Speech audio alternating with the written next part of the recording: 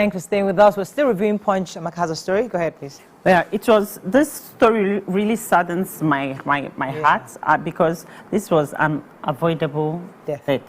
Yeah, it was a Black Wednesday for the Nollywood family and fans of actor Paul Odonwo, popularly known as Junior Pope, as he met his untimely death while on board a boat crossing the River Niger on Wednesday. Like from what we heard too and what we saw, the videos that I saw, nobody, they weren't wearing, they were like 12 on the boat and they weren't wearing life jackets. None of them was wearing life jackets. And then one of the men on the boat actually said he offered, before the journey started, he poured Fanta into the river, and then he threw in some notes, some Naira notes, and then also threw in some snacks, pieces of snacks that he was eating, and said that it's to appease the gods for them for Johnny Messi, for them to be able to cross over. And then that he also gave some kids that were playing around the river some money, and that Junior Pope had asked him, like, why are you doing that? And he said it's for safe passage, that you have to do that, you have to give something for safe passage. We also saw from the video that Junior Pope was also doing a live, like a video saying that they should take it easy. He's the only child. I have 2 children. Nami go train them. And it's so sad that this kind of thing happened. And then what also caught my attention in the whole saga is the fact that, okay, but the emergency response came immediately when this happened. But that was why some people were actually rescued. But what really hurt me, I saw a video where they said they took him to the mortuary, and then they said he was still alive. Instead of taking him, instead of taking him to the, he was still alive. Instead of taking him to the hospital, I saw the video. I remember, I wondered, this was crazy. It took a long time for them to drive back to the forest or wherever it is they went to the river, and then they carried him to do the rituals. And I was watching this, I'm saying, are these people okay?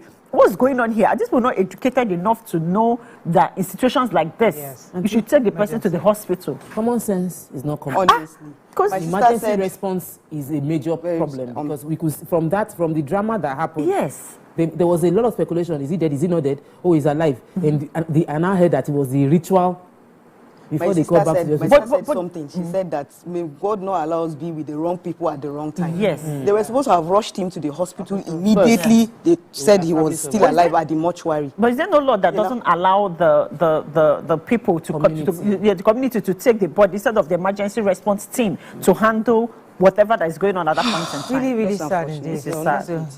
Let me take the story of NAFDAC. NAFDAC, that's the National Agency for Food and Drug Administration and Control, has banned the sale of a Turkey-made Dex Luxury Bar Soap. It's really popular soap. It's also called on Nigerians to watch out for the counterfeit Tandak injection powder made in India. These, they're saying, are they're products that have been barred. NAFDAC on its website said Dex Luxury Bar Soap does not comply with Cosmetic Products Regulation. It contains quite a few components that is being barred and that has a risk of harming reproductive systems, causing harm to health and the unborn child. Wow. As a result of the ban of the marketing of the product, it has been placed on some regulatory and public authorities.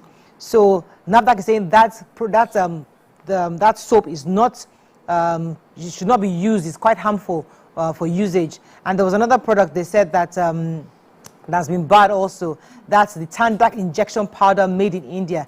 This is the healthcare professionals and consumers are advised to report any suspicion of adverse reactions or substandard falsified regulation concerning this particular powder for injection. How do regular Nigerians know? How will I know which injection is Tandak? So these are healthcare workers. Healthcare workers. Yes, they should watch out. Okay, another story in Punch. Yeah, so I have the Dosimu shut down the market. Governor Babajide Sanwo-Olu of Lagos State has vowed that more buildings will be demolished to allow for proper cleanup of the Dosimu market. Interesting. Yeah, because when the fire came up, when the fire was out, they were trying to go and put it off, but the people refused to. They didn't allow those people to have access to it. And if you notice, most of the buildings in that market, they are so close to each other, they are clustered together. And then you now find out that there are generators by the side of the building. Everybody just putting generators anywhere and all. So 14 buildings were affected. And then he said they're going to demolish the whole part, and he's going to take his time. He's not going to open the markets anytime soon. He's going to take his time and make sure that all the necessary this are yes. That's why we buy souvenirs. And I don't think he's only those all our parties. How we now get souvenirs? Sometimes coming everything. And I think he needs to go to the whole Balogun market, honestly, because you know every now and then. But some people own Balogun, some people's family own houses. And they have houses. Apart from that, and some people's businesses shut down for 3 months. That's like the end of it. That area is my village. That place, my village. How can you go and just demolish my village like that? Demolish the village. For health and safety, at the end of the day, important, because every now and then, at the end of the day, trumps any other thing. All right. I want to take a story about Yoruba language. So while I was in Akure, Murayo, we need to bring this guy on the show. This is an Oyinbo, is a Babalawo from Mexico, and he was speaking Yoruba, and he was saying all this our native Ijile, Ewi, Owe, and all of that. So I already got his number that I'll bring him on the show. But the Afenifere Pan Yoruba Social Political Organization, Afenifere, on Thursday said that we should make Yoruba compulsory. That Yoruba is the deep Yoruba is fading out of our southwest region, and that they're deliberating on how to make it a compulsory language between primary and secondary within Southwest. So it is compulsory in primary, but it is optional in secondary. But they're saying we should make it compulsory so that people's expression would be deepened in Yoruba, especially in other areas of the south. So in Lagos, you feel a modern city, but some other southwestern states that are not even as open still don't allow their children in primary school to speak Yoruba language. So the meeting today is going to encourage governments and government officials to create support and boost the use of Yoruba language. In that same conference in Akure, there was a competition, and there was prize money for those who could interpret the English to Yoruba, and it was interesting to see. I failed all of this, all the questions. But you know, speaking of language starts from home. Actually, we parents, we don't even speak our language, our mother tongue to our kids. Most of them don't know how to speak their mother tongue. I'm grateful that we are all working with it. Grandma. It's not grammar. It's not grammar anything. Grammar is not. Grammar is not anything. Just have to be Vanguard. Lagos Calabar Coastal Road uproar over cost as federal government proposes 3,000 naira per toll gate. Hey, I didn't read that story. Who has that story? Oh, very good. Please, we need to read that story. Orderly declares Fubara leader of PDP in Rivers.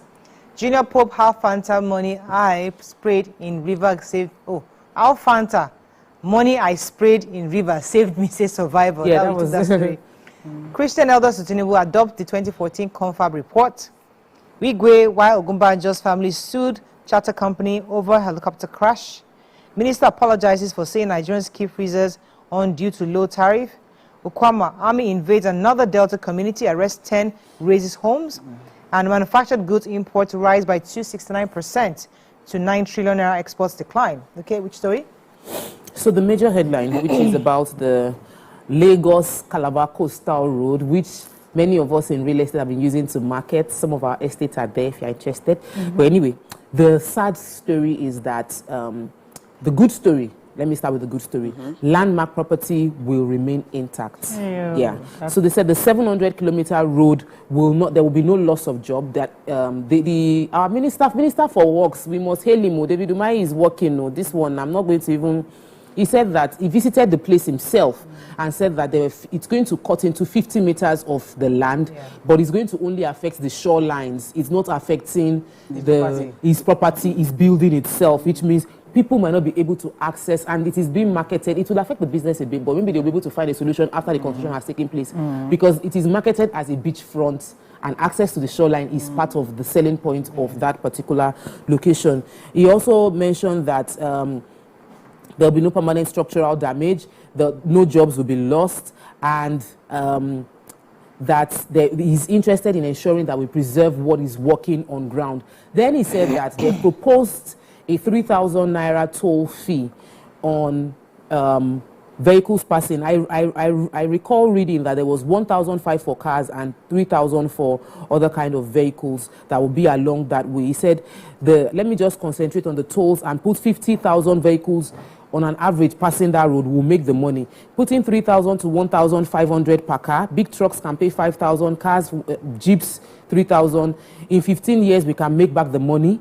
and dismiss the call on the cost of the budget of the road being high, because the road will be costing a lot of money, just covering for the buildings that would, the collapse that will take place will be costing 1.5 billion. So like there's a lot of money that we used to pay for compensation along that road. But he's saying that according to his calculations, when they toll the road, by the time it just gets more cars to pass through, you make that money back. And I think that's the mindset of people that are thinking development within the society. So Lagos to Calabar, it will be straight, smooth road. Wow. It would encourage a lot of businesses, and it will congest. They can then have time to fix the old other roads that have gotten bad over the years. Okay, so I think let's find that story in Vanguard. So the National Christian Elders Forum, NCEF, have urged our president to adopt the recommendations of the CONFAP report back 2014.